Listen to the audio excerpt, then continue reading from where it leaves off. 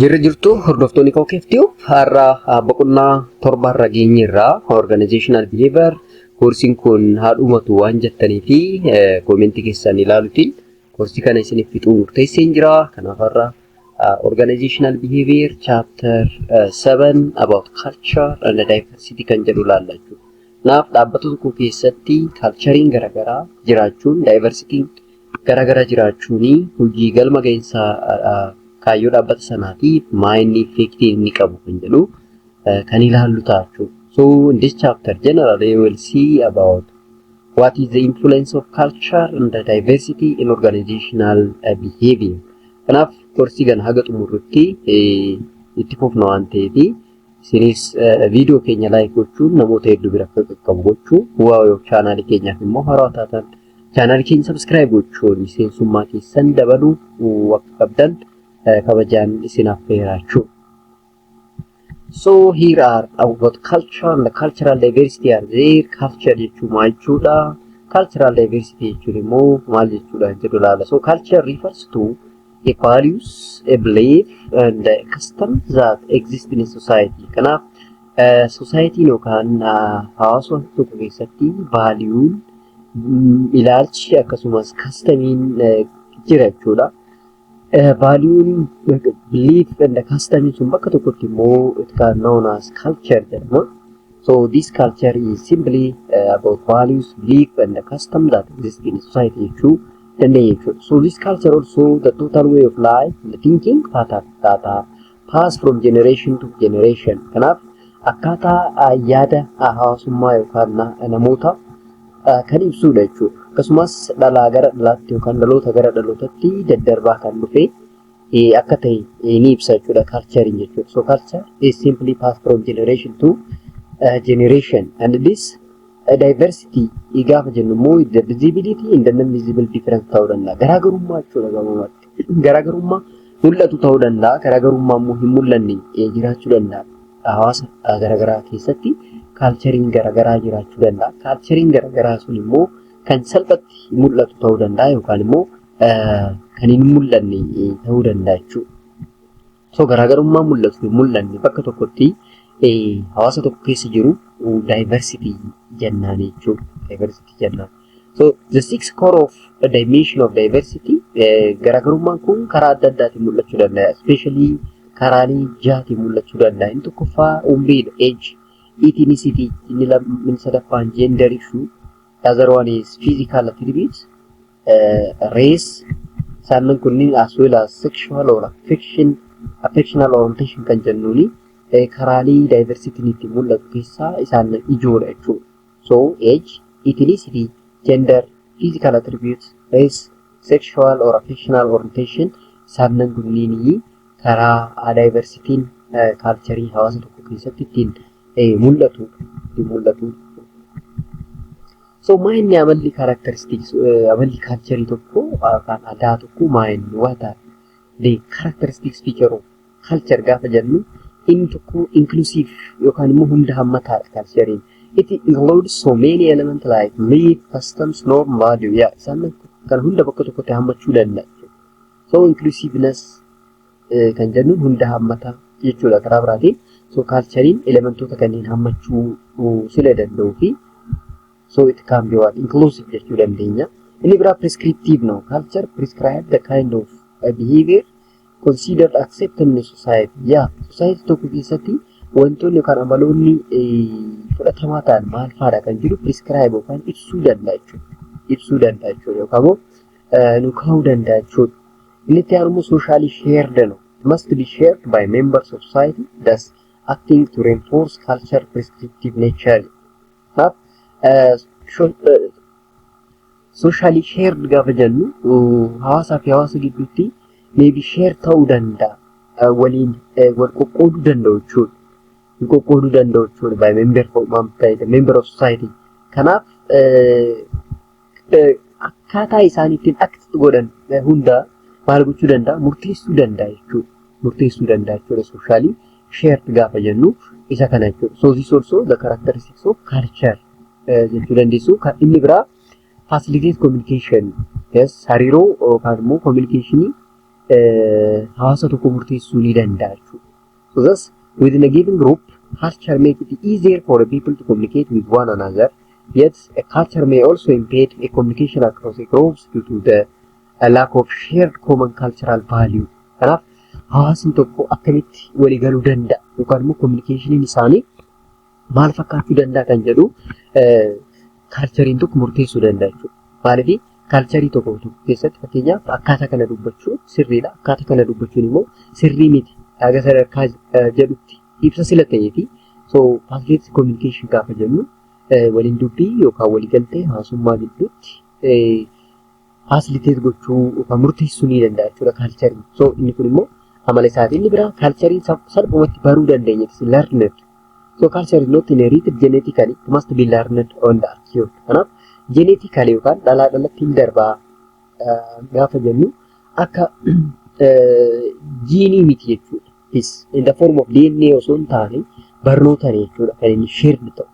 Yes, salphumatti baruu danda'a jechuudha. Namni tokko culture isaa hin taane tokko bakka biraa yoo deeme culture biyya sana baruu danda'a. Sababa sanaaf culture shared jechuu dandeenya. Inni biraa socialization and inculturation are there occur when a person absorbs or learns a culture in which one he or she is raised. Fakkeenyaaf namni tokko biyya Ameerikaa keessatti dhalate Itoophiyaa keessatti kan guddatu yoo ta'e culture Itoophiyaa sana baree yookaan keessatti fudhatee guddachuu danda'a jechuudha. Kanaaf adeemsa keessatti maal gochuu danda'a? Absorb yookaan immoo learn gochuu danda'a jechuudha. That's why it's acculturation is if a person learn a culture of society other than one in which he or she is raised. Inni kun immoo erga guddannee booda naannootti guddanne irraa kaanee naannoo biraa culture biraa qabu keessa yoo deemne culture sana salphumatti culture sana liqeeffamuu dandeenya jechuudha. Fudhachuu dandeenya, of keessatti baruu dandeenya, akkaataa culture sun ajaju act gochuu dandeenya. Isa sanaan acculturation jennaan. Acculturation jennaan jechuudha. So acculturation and inculturation garaagarummaa qabu jechuudha. So inculturation gaafa jennu namni tokko culture tokko keessatti yoo guddate culture sana absorb gochuu danda'a. Yookaan isuf bifa sanaan act gochuu danda'a jechuudha. Acculturation gaafa jennu yeroo biyya tokko erga guddanne culture mataa keenya hin qabna. Culture keenya qabannee biyya wayii yoo deemne jechuudha. Culture biyya sanaa fudhachuuf ni dandeenya yookaan baruu ni dandeenya jechuudha. Isa sanaan acculturation jennaan jechuudha. Acculturation jennaan jechuudha. Zaazaroon subjective. Yes, biroo tokko ilaalcha mataa ofii ilaalcha individuality kan itti mul'ifnu culture jechuudha. So people in different culture often have different ideas about the same object. Yeah. Fakkeenyaaf culture tokko keessatti wanni jiru jira. Culture biraa keessa immoo wanti jirutu jira. Even meeshaan tokko yookaan immoo wanti tokko cultureetti garaagarummaa qabaachuu ni danda'a jechuudha. Isa sanaan subjective view of culture jechuu dandeessu jechuudha. Inni biraa enduring jennaani because of culture is shared and passed down from generation to generation is relatively stable and somewhat permanent. Kanaaf enduring gaafa jennu culturein tokko dhalaa dhalatti yookaan generation ni daddarba jenneerra. Yeroo daddarbu sana immoo garuu bifa stable ta'een yookaan immoo bifa dhaabbataa ta'een daddarbuu qaba jechuudha. Daddarbuu ta'a. Inni biraa cumulative culture is based on hundreds or even thousands of years accumulated circumstances. Yeah. Amaleeffannaa yookaan barmaatilee bara hedduu keessatti walitti dhufeedha yookaan immoo cumulative effect jennaan isa sanaani. Other one is dynamic. Dynamic is culture is constantly changing. Yeroon culture in change ta'uu danda'a. It adapts to a new situation, new source of knowledge. Yeah. Baraan adanuma teknooloojiin jijjiiramaa deemuun hamma tokko flexibility qaba jechuudha culture. Kanaaf dynamic jechuu dandeenya. These all are the features of what culture. Kanaaf culture amaloota yookaan feature kanneen kana fakkaatan qaba jechuudha. Inni garuu cultural diversity dha. Cultural diversity gaafa jennu it refers to what the difference in culture. Garaagarummaa culture garaagaraa keessa jidduu jiru jechuudha. That is called cultural diversity. So to work well with people from different culture, you must first understand your own culture. Kanaaf namoota difference eega jiraate gaa namni kophaa isaan jiraatu namoota culture garaagaraa qaban wajjin jiraata. Kanaaf namoota sannii wajjin jiraachuudhaaf inni guddaanii culture isaanii sirriitti beekudha. So knowing your own culture will help guard for against two problems that frequently arise in international dealing. Yeroo namoota wajjin jiraannu waa'ee kaalcharii keenyaa fi kan isaanii sirriitti gargar baafnee kan beeknu yoo ta'e rakkoolee kanneen lama diil gochuudhaaf irra kan jechuudha. So yeroo hundaa kaalcharii keenya sirriitti beekuun rakkoolee lamaan kanneen qorachuudhaaf nu gargaara. Inni tokkoffaanii parochialism kan jennuunidha. Parochialism jechuun assuming that the way of your culture are the only way of doing things kan jedhu. Kanaaf yeroo hundaa namni tokko kaalchariin kiyya yookaan immoo adeemsa hojii kiyya qofatu sirriidha. Akkaataa kaalcharii keenya qofaan hojjetamuutu sirriidha ilaalcha jedhurraa baraaramna jechuudha. That is known as parochialism. The other one is ethnocentrism. Assume that the way of your culture are the best way of doing. Yes, culturing Kenya, culturing keessan caalaa best dha jedhanii yaaduudha immoo ethnocentrism jechuun. Isaan kunneen fuudhaawwan cultural diversity keessa jiranidha. Kanaafuu waa'ee culturing keenya sirriitti gaafa beeknee fi culturing namoota beeknee yoo kabajnee fi rakkoolee kanneen irraa ni baraaramna jechuudha. One is parochialism, the other one is ethnocentrism. Parochialism jechuun assuming the way of your culture are the only way of doing things. Yes, karaa keenya adeemsa keenya culture keenya qofatu sirriidha jechuudha. Waan immoo akkaataan hojii nuti hojjennu bifa culture keenyaan ta'uu qaba kan jedhu suni parochialism jennaan. Ethnocentrism gaafa jennu culture keenya hunda caala jedhanii ideologically yookaan attitude akkasii qabaachuudha jechuudha. So cultural diversity sirriitti gaafa beeknee rakkoolee kanneen irraa ni baraaramna jechuudha. There is four dimension of cultural influence on employees. Culturing kun karaa afuriitiin hojjettoota dhaabbata tokko influence gochuu danda'a. Inni tokkoffaan individualism, collectivism kan jennuudha. Inni lammaffaa power distance, inni sadaffaan uncertainty avoidance, inni afuraffaan masculinity or femininity kan jennuudha jechuudha. Isaan kunniin hojjettoota dhaabbata tokko keessa jiran karaa kanneenitiin affect gochuu danda'u jechuudha. Mee akkami maal jechuu kan jedhu tokko tokkoon isaanii haa ilaallu. Individualism, collectivism gaafa jennu individualistic culture are cultures in which people define themselves as an individual and form a looser ties with their groups. Kana jechuudha individualistic akkuma maqaan isaa isin ibsutti culturii tokko keessatti namni tokko akka kophaa jiraatu yookaan immoo maal gochuu ilaalcha akkamii qaba daati koolwaati akka kophummaa yookaan individualistikiin sun sirrii akka ta'etti namoota wajjin hariiroo uumuun suni rakkoo akka uumutti ilaalcha akkasii yoo of keessa qabaanne ilaalcha individualistic rakkoo ta'a keenyaaf this culture value maybe autonomy yes independence of the person self reliance yes amma tokko autonomous property fiduu danda'a actually isaan kunniin value isaati individualistic value isaa or cultural value isaa keenyaaf autonomy independence of the person self reliance and creativity amma tokko dabaluu danda'a jechuudha individualistic kun culture in which people define themselves as an individual and form a looser tie with their group. Kanaaf hariiroon inni namoota biroo wajjin yookaan gruupii biroo wajjin qabu gaafa laaffatu jechuudha. Gaafa laafa ta'u maybe value isaa cultural value isaa maal jedhee amanaa inni kuni autonomy yes ofittoo kan kophaa ta'anii autonomous akka ta'anu akkasumas independence yes person akka ta'anu self reliance creativity keenya akka dabalu bifa sanaan yaadama jechuudha. In collectivistic culture people define themselves as a part of the group. Collectivist gaafa ta'anu immoo namni tokko akka paartii gruupii ta'etti ilaala ilaalcha akkasii yes nama keessa jirra nutis qaama isaaniiti jennee akka yaadnu taasisa jechuudha. So collectivist society emphasize conformity of to the group. Kanaaf yeroo hundaa gruupii sana keessa jirra gruupiin keenya ilaalcha jedhu keessa akka qabaannu taasisa. There is one saying in Japanese, there is a nail that stick up yet is hammered down. Illustrate that being different from the group is undesirable. Right? The nail that lilmoon jechuudha. Lilmoon wanta tokko stick up gaafa waliin taatu waati koo madooshaa caaltii ilaalcha jedhu. Kanaaf ilmoon gaafa walitti dhuftu madooshaa caaltee yookaan madooshaa gabaabumatti maal jechuudha?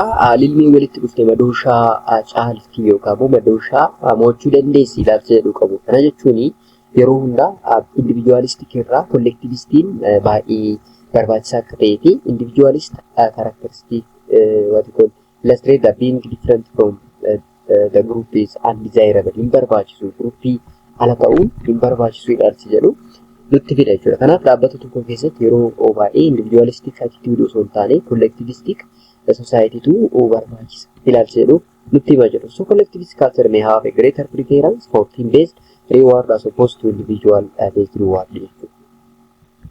The other one is power distance. Power distance refers to the degree to which the society view an equal distribution of power as acceptable. So in low power distance culture egalitarianism is normal. Kanaaf yeroo power distance gaafa jennu society fi society gidduu power distribution isaa unequal yoo ta'e inni sun acceptable dha jedhanii yaadu jechuudha. So it refers to the degree to which the society views an equal distribution of power as acceptable. Kanaaf an equal distribution of power among the society is acceptable jedhanii yaadu jechuudha. Kanaaf low power distance cultures egalitarianism is a norm jechuudha.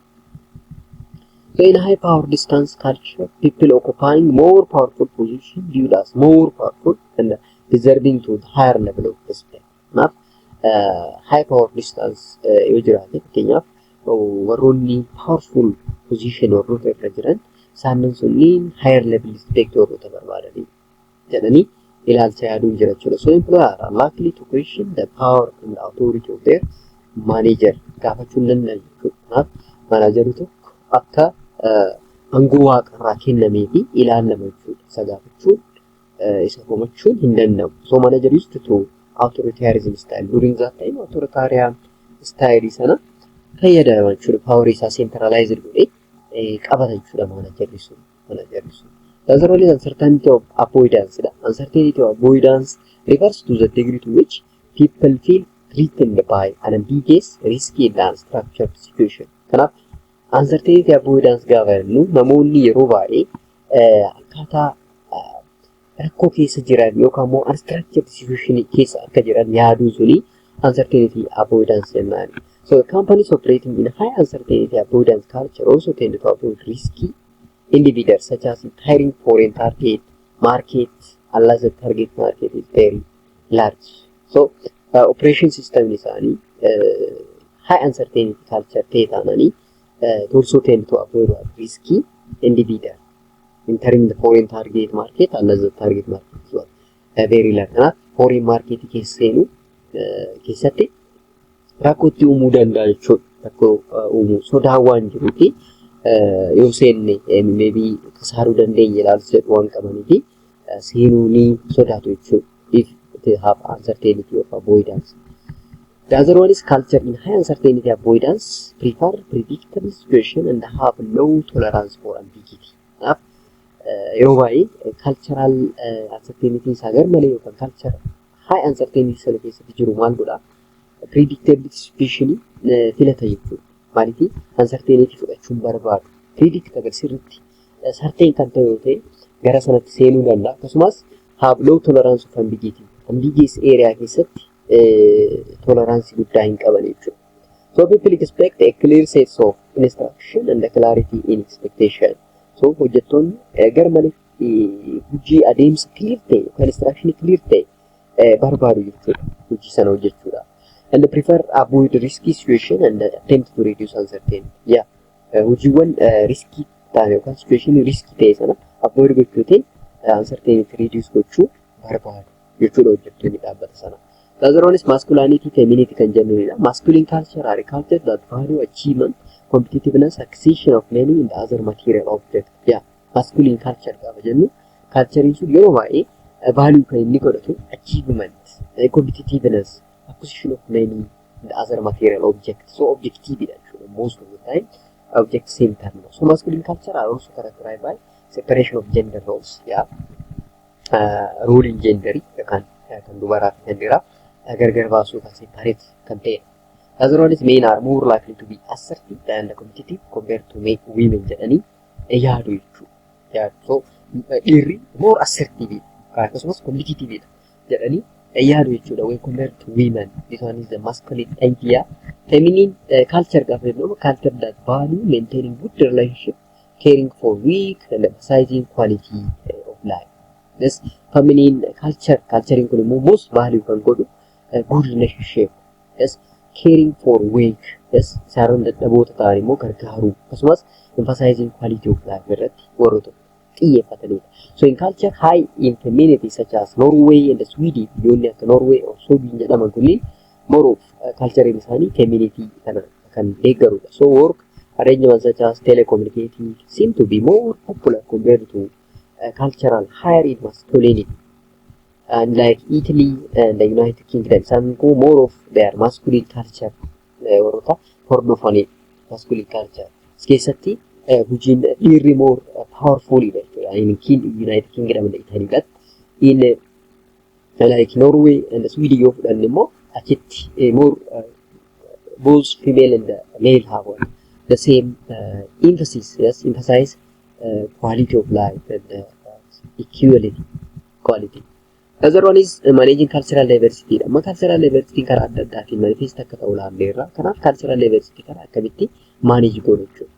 So what can organization do to manage cultural diversity? Akkamitti manage gochuu danda'a? Tokkoffaa help improve build the cultural intelligence. Yes, karaa kanaatiin cultural diversity manage gochuu dandeenya. Hojjettoota hojii dhaabbata keenya sana cultural intelligence build akka godhan gargaaruu qabu. Other one is ethnocentrism avoid gochuu danda'u. Listen to locals. Sirriitti dhageeffachuu danda'u qabna jechuudha hojjettoota keenya. Recognize cultural change. Culturing change akka ta'u beekamti kennuu qabna jechuudha. Do not always assume that culture is the problem. Culturing immoo rakkoodha yookaan hunda ta'uu danda'a jennee yaadurraa of qusachuu qabna jechuudha. So the concept of organizational culture gaafa jennu organizational culture is the shared social knowledge within the organization regarding the rules, norms and the values that shape the attitude and the behavior of its employees. Kanaaf organizational culture gaafa jennu gabaabumatti social knowledge shared ta'e organization sana keessatti jiru waa'ee rules, norm and value akkasumas attitude hojjettoota keenya akkasumas behavioral change hojjettoota keenya karaa ittiin beeknudha jechuudha. Karaa ittiin beeknuu fi ittiin beekamti kennanudha. So 7 primary characteristics seem to be captured the essence of an organizational culture. One is innovation and risk taking. Yeroo hundaa degree to which employees are encouraged to be innovative and take risk. Yeroo hundaa organization tokko culture akkamii qabaachuu qaba. Hojjettoonni keenya akka innovative ta'anii fi risk taker akka ta'an kan deeggaruu ta'uu qaba jechuudha. Yes, yeroo hundaa risk taker akka ta'an encourage gochuu danda'uu qabu. Innovative akka ta'an gargaaruu qabna jechuudha hojjettoota keenya. Akka isaan sodaatan akka waan haaraa kalaquuf danda'an dandeettii qaban irratti hudhaatti ta'uu qabu jechuudha. So risk taker akka ta'an gargaaruu qabna jechuudha. Tokko kan inni lammaffaa outcome of orientation. The degree to which the management focuses on the result or outcome rather than the technique and the process used to achieve them. Kanaaf orientation keenya outcome irratti ta'u. Karaa kamiin waan hojjetamu hojiin hojjetame suni aga bu'aa qabeessa nu taasisetti yookaan immoo hawaasa irratti aga dhiibbaa kennetti outcome sana irratti kennuufii qabna jechuudha. Inni itti aanu immoo people orientation is a degree to which a management decision take into account the effects of outcome on people in our organization. Kanaaf namaaf xiyyeeffannaa guddaa kennuu qabnaa. Culturing keenya organizational culturing keenya people centered ta'uu qabu. Yes, managementiin tokko people centered ta'uu taananii nama wajjin hojjeta sila ta'ee fi namoonni immoo core asset of an organization sila ta'aniif isaan irratti xiyyeeffannaa kennuu yookaan people oriented culture qabaachuun baay'ee barbaachisaadha. The other one is team orientation. The degree to which work is organized around team rather than individual. Kuma reefu jennee individualistic irraa collectivistic attitude baay'ee bareeda waan ta'eef team orientation irratti yookaan immoo group irratti organized behavior of the group irratti xiyyeeffannaa kennuu yookaan hubannoo uumuu danda'uu qabna jechuudha. The other one is aggressiveness. The degree to which employee are aggressive and competitive rather than easy going. Yeah. Aggressive ta'uu qabu. Aggressive ta'uu qabu gaafa jennu loonuu qabu jechaan jiru. Garuu hojii tokko hojjechuudhaaf motiveeshinii cimaa qabaachuu qabu jechuudha. Motiveeshinii cimaa qabaachuu qabu. Inni biraa stability. The degree to which organizational decision, the action emphasize maintaining status quo in contrast to growth. Yeah, stability jiraachuu qaba definitely. Organizational culture nuti dhaabbata keenya keessatti ijaaru the more stable ta'uu qaba jechuudha. The more stable ta'uu qaba jechuudha. Inni itti aanu attention to detail is the degree to which employer expected to exhibit precision, analysis and attention to detail. Yeah. Hojjetaan keenya yookaan immoo dhaabbata sana keessatti hojjettoonni jira yeroo baay'ee more precise ta'uu qabu jechuudha. Waan tokko analyze gochuu irratti dandeettiin isaanii cimaa ta'uu qaba jechuudha. Wantoota xixiqqoo xiyyeeffannaa guddaa warroota kennan ta'uu qaba jechuudha. Maaliif wantoonni xixiqqoon xiyyeeffannaan arganne maybe dhaabbata keenya irratti gufuu guddaa ta'uu silee danda'an jechuudha. So inni biraa organizational culture component kanneen jennu jira. The major three component are there generally. Organizational culture in component gurguddoo sadii qaba. Inni tokkoffaan observable artifact jedha. Lammaffaan espoused value kan jennu jira. Sadaffaan immoo basic underlying assumption jedha. Isaan kunniin the major organizational culture component jennaani maa inni isaan tokko isaanii ilaalla jechuudha. Observable artifact gaafa jennu, the artifact are visible in the tangible aspects of an organization that people hear, see or feel. Yes, what artifacts gaafa jennu haftee jechuudha. Dhaabbata sana keessatti wantoonni mul'atan yookaan immoo tangible salphumatti qabamuu danda'an kan hojjettoonni dhaabbata sana sirriitti dhagaan ta'uu danda'a. Kanneen ilaalanii fi kanneen feel godhan jechuudha. Fakkeenyaaf 6 major artifact kan jennu jira. Fakkeenyaaf symbol, the physical structure, there's of language, yes, story, rituals, and the ceremonies. And they are artifacts in an organization. Artifacts in an organization. And one component of our organizational culture. Espoused value can generally more, I believe, a philosophy in the norm that the company exhibitly states. Dhaabbanni tokko filosofii mataa isaa qaba, biliifii mataa isaa qaba, noormii mataa isaa qaba. Inni sun espoused value jennaan. Espoused value can range from published documents such as company's vision or mission statement to verbal statement made to an employee by executive and the manager. Kanaaf espoused value kun filosofiin, biliifiin, noormiin dhaabbata sana bifa barreeffamaatiin yookaan dokumentar ta'ee kan argamu ta'uu danda'a. Yookaan immoo verbal statementis ta'uu danda'a. Kanaaf inni kun also the second component. Inni sadaffaa underlying assumption are taken for granted belief in the philosophy that are so ingrained those employees simply act on them rather than questioning to the validity of their behavior in a given situation. Kanaaf basic underlying assumption jechuun dhaabbanni tokko hubannoo fi ilaalcha mataa isaa qabameef filosofii mataa isaa qaba. Definitely kan hin tuqamne jechuudha. Hojjetaan dhaabbata sana gaafa achitti seenu yookaan immoo gara organization sana makamu gaafii tokko malee kan inni accept godhee irra deemu qabu jiraachuu danda'a jechuudha. Isaan sanaanii what we call basic underlying assumption jennaan kanneen hin tuqamne jechuudha. Kan guutumaan guutuutti accepted godhee dhaabbanni hojjetaan dhaabbata sana fudhachuu danda'u. That is basic underlying assumption kan jennuuni isa sadaffaadha jechuudha. Isaan kunniin the major component of what organizational culture jennaani jechuudha. Maayinni dalagaan isaa function of organizational culture. What are the function? Mind tokkoffaa it has a boundary defining role. Yes, boundary mataa isaa dhaabbanni suni boundary mataa isaa qaba of course. Yes, organization tokkodha boundary mataa isaa qaba. Kanaaf organization suni boundary isaa define gochuudhaaf yes daangaa isaa murteeffachuudhaaf culture yookaan organizational culture qabaachuun baay'ee murteessaadha. Inni lammaffaa convey the sense of identity for organization. Yeah, organization tokko identity mataa isaa qaba. Hunda fakkaachuu hin danda'u. Ufii fakkaatee isaa identity mataa isaa akka qabaatu taasisa jechuudha. Inni lammaffaa sadaffaan culture facilitates generation for commitment. Even committed akka ta'an dhaloonni commitmentii akka qabaatan ni taasisa jechuudha. Culture into it runs social system of stability dagaadha. The culture serves as a sense of making and controlling mechanism that guide, shape the attitudes and the behavior of an employee. Even yes, as a guidance itti fayyadamuu dandeenya culture organizational culture kana as a guidance itti fayyadamuu dandeenya. shape gochuudhaaf attitude isaa ta'uu danda'a, behavior hojjetaa tokko ta'uu danda'a. Shape gochuudhaaf culture kuni baay'ee murteessaadha jechuudha. Function inni shanaffaan isa kana jechuudha. Types of organizational culture gaafa jennu karaa adda addaatiin types isaa kan akaakuu isaa kan murteessinu maybe flexibility in the discretion irratti hundaa'uutiin ta'uu danda'a. External focus in the differentiation irra ta'uu danda'a. Again internal focus in the integration irratti depend ta'anii ta'uu danda'a. Stability in the control irraa ta'uu danda'a. Isaan kunniin irratti hundaa'uutiin culture organizational culture bakka afuritti qooduu dandeenya. One is clan, the other one is advocacy, the third one is hierarchy, and the fourth one is a market.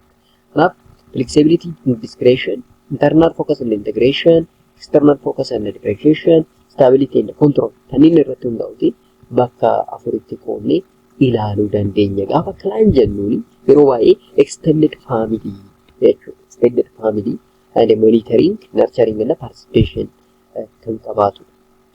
Advocacy gaafa jennu it is the dynamic culture. Most of the time entrepreneurial and risk taking and innovative value can come with culture. Most of the time they focus on dynamic nature, entrepreneurial nature, risk taking. Yes, nikun kan ittiin ibsamudha jechuudha. Kan ittiin ibsamudha advocacy. Market gaafa jennu yeroo baay'ee result oriented. Indegees job done hojiin sun haa hojjetamu malee karaa kamiin hojjetame akkamitti hojjetame kan jedhu irratti hin xiyyeeffatu jechuudha. Akkasumas value of competition and achievement irratti focus godhu.